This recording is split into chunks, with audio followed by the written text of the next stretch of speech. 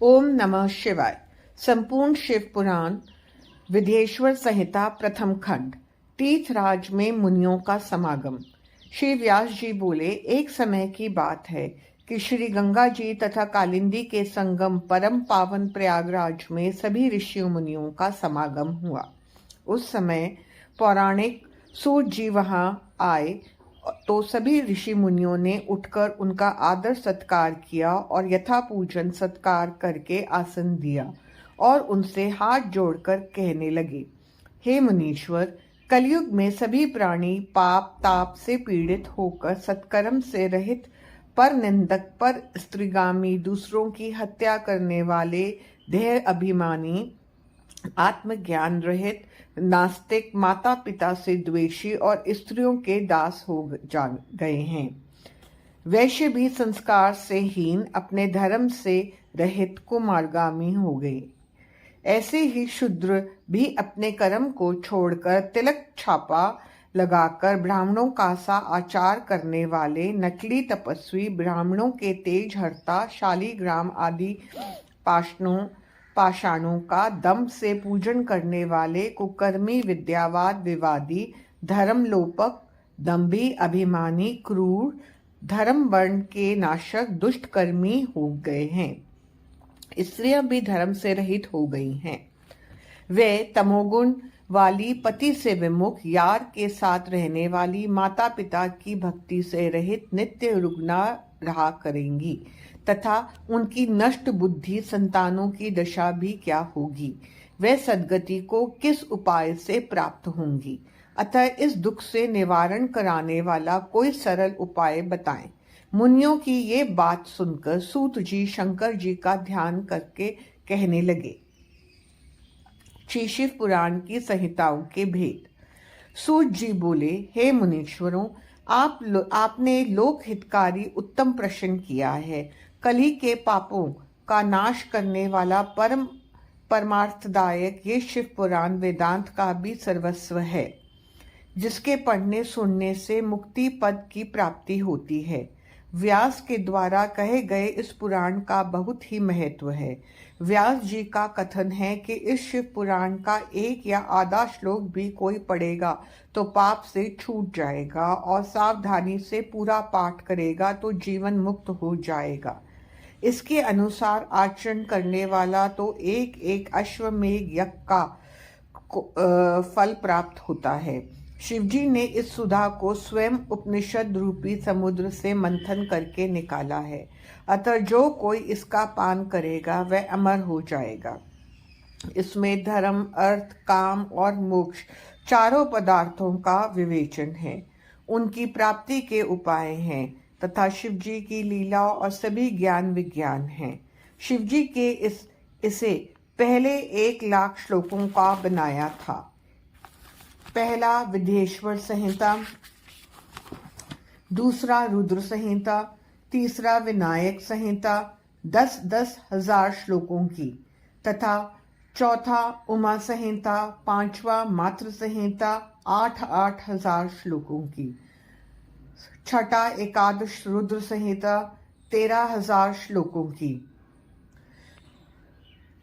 सातवां कैलाश संहिता 6,000 श्लोकों की, आठवां शत रुद्र 3,000 श्लोकों की, नौवां कोटि रुद्र 9,000 श्लोकों की, 10वां सहस कोटि रुद्र 11,000 श्लोकों की, 11वां मानवीय संहिता 10,000 श्लोकों की, 12वां धर्म संहिता 12,000 श्लोकों की थी। परंतु अब कलयुगी जीवों के उद्धार हेतु शिवजी ने 24,000 श्लोकों का ही कर दिया है। अब इसमें एक विद्वेश्वर संहिता, दूसरा रुद्र संहिता, तीसरा शतरुद्र संहिता और चौथा कोटि रुद्र संहिता, पांचवा श्री उमा संहिता, छठा श्री कैलाश संहिता, सातवां वायसीत संहिताएं हैं। जो सप्त संहितामय शिव पुराण का पाठ करता है वह जीवन मुक्त हो जाता है। ये सब पुराणों में श्रेष्ठ तथा जीवों का कल्याणकारक है। ब्रह्मा जी का उपदेश। सूत जी बोले, हे ऋषियों, पूर्व काल में जब कल्पों का नाश हो गया और उसमें बाद में पुनः इस कल्प का प्रादुर्भाव हुआ, तब 6 कुलीन मुनियों ने सृष्टि के आरंभ होने पर विचार किया कि सबसे परे है या नहीं। इसके निर्णय के लिए ये लोग ब्रह्मा जी के पास गए। ब्रह्मा जी ने कहा कि जो सबसे पहले उत्पन्न हुआ है उसमें मनमानी की कोई गति नहीं है, तथा जो ब्रह्मा, इंद्र, रुद्र आदि महाभूतों और महा इंद्रियों की उत्पत्ति एवं सारे जगत की उत्पत्ति करने वाला है, वही सबसे परे है। ऐसे सर्वज्ञ जगदीश्वर महादेव जी ही हैं जो भक्ति के द्वारा दर्शन देते हैं। रुद्र आदि देव भी उनके दर्शनों की अभिलाषा करते हैं।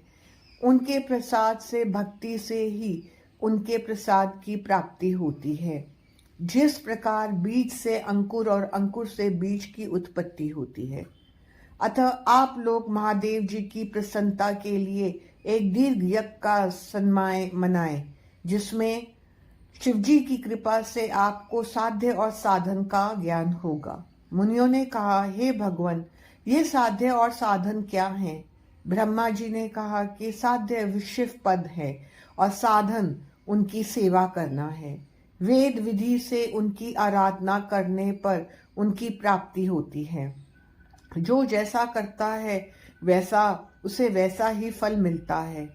कान से सुनना, वचन से कहना तथा मन से मनन करना भी एक महान साधन है, क्योंकि वे महेश्वर सर्वथा ही सुनने, कीर्तन करने तथा मनन करने योग्य हैं।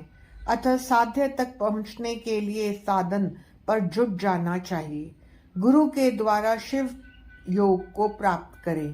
पहले कुछ क्लेश अवश्य आ सकता है, परंतु बाद में परमानंद की प्राप्ति होगी।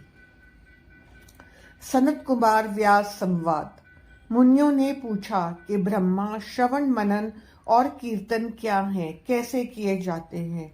ब्रह्मा जी ने कहा, ईश्वर के रूप, गुण, नाम तथा उनकी लीलाओं से अपनी पूजा और जप द्वारा रुचि पैदा करना तथा निरंतर युक्तियों सहित अपने मन को उनके सम्मुख करना मनन कहलाता है। पर ब्रह्म महादेव जी अथवा शंभु भगवान के नामों का बराबर उच्चारण करना या जाप करना ही कीर्तन है, तथा दृढ़ता से भगवत संबंधी शब्दों का कानों से श्रवण करना ही श्रवण है। सत्संग में बैठकर महादेव जी की कृपा से श्रवण और कीर्तन करके तब उसका मनन करें, ये सर्वोत्तम मनन है। इससे आत्मा पवित्र होती है। सूत जी बोले, हे मुनियों, मैं इस साधन के बारे में एक प्राचीन इतिहास सुनाता हूँ, सो सुनो। एक समय सरस्वती के तट पर मेरे गुरुदेव भगवान व्यास जी तप कर रहे थे। तभी वहां सनत कुमार जी ने उनसे आकर पूछा, हे भगवान, शिवजी तो प्रत्यक्ष ही सहायक है, फिर आप ऐसे तप क्यों कर रहे हो? व्यास ने उत्तर में कहा कि मैं मुक्ति के लिए तप कर रहा हूँ। तब सनत कुमार जी बोले, हे व्यास जी, ऐसा ही भ्रम मुझे भी हुआ था। इसी प्रकार मैंने मुक्ति के लिए मद्राचल पर तप किया था। तब शिवजी की आज्ञा से नंदीश्वर ने मुझे बताया कि शिवजी के कीर्तन, श्रवण तथा मनन द्वारा ही मुक्ति मिल जाती है। तब मेरा भ्रम दूर हो गया। अतः व्यास जी आप भी ऐसा ही करें। ऐसा बताकर सनत कुमार जी चले गए। इस पर ऋषि ने पूछा कि जो श्रवण, कीर्तन, मनन नहीं करता वह बिना यत्न के कैसे मुक्त हो सकता है? कृपा करके ये हमें बतलाइए। सूत जी बोले, लिंगेश्वर परिचय। सूत जी बोले, हे ऋषियों, आपके प्रश्न के अनुसार यदि पुरुष श्रवण, कीर्तन, मनन न करे और शिवलिंग की स्थापना कर पूजन करे तो वह संसार सागर से तर जाएगा। मैंने श्री गुरुमुख से सुना है कि शिवजी ब्रह्म स्वरूप, निष्फल, कला रहित तथा काल सहित हैं। इस निष्फल में निराकार लिंग की प्रधानता है। वे सभी कलाओं से युक्त हैं और साकार निराकार से ही शिवजी ब्रह्म संज्ञक भी हैं। अतः लोग शिव के साकार तथा निराकार दोनों रूपों को पूजते हैं। प्राचीन समय में ब्रह्मा विष्णु के विवाद में उन्होंने शिवलिंग में प्रकट हो दर्शन दिया था। तभी से शिव का निष्फल लिंग जगत में पूज्य हो गया है। इससे कल्याण, भोग और मोक्ष की प्राप्ति होती है।